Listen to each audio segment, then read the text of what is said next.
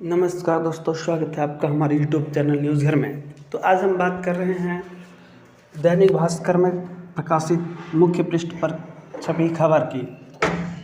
पहला दिन, शपथ लेने के 6 घंटे के भीतर ही बाइडेन सरकार के 78 फैसले बदले।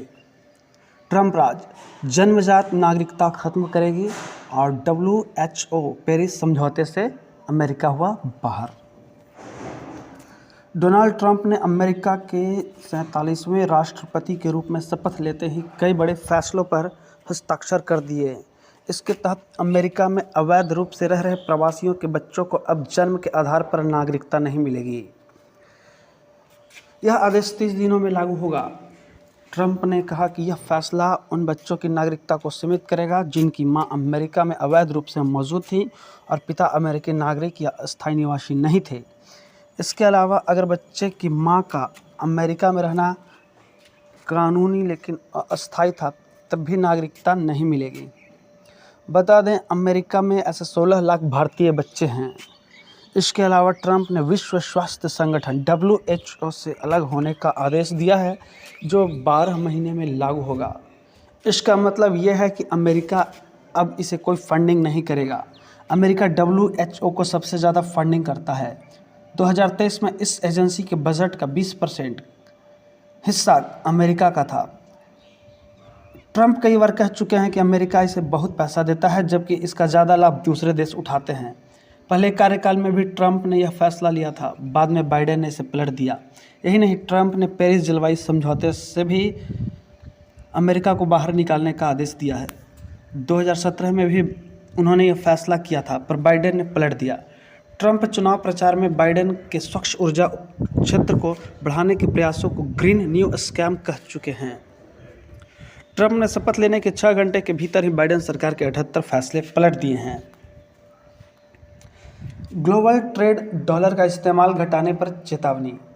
ब्रिक्स देशों पर 100% टैरिफ की धमकी, इसमें भारत भी, पर यह नियम लागू करना होगा मुश्किल।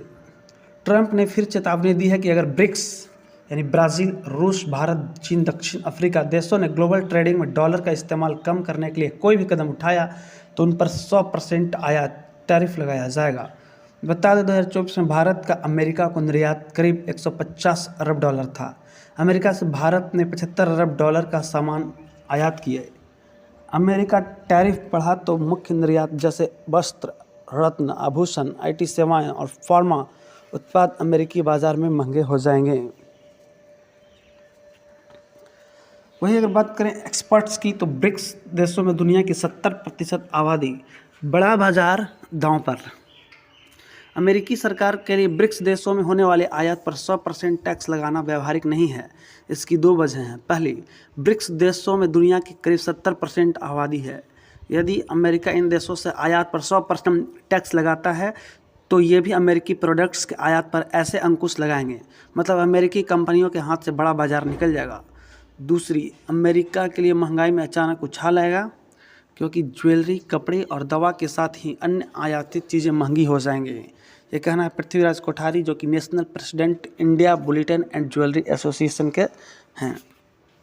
वहीं बात करें कि गीता गोपीनाथ, जो कि डिप्टी मैनेजमेंट डायरेक्टर हैं IMF के, उनका क्या कहना है, सुन लेते हैं।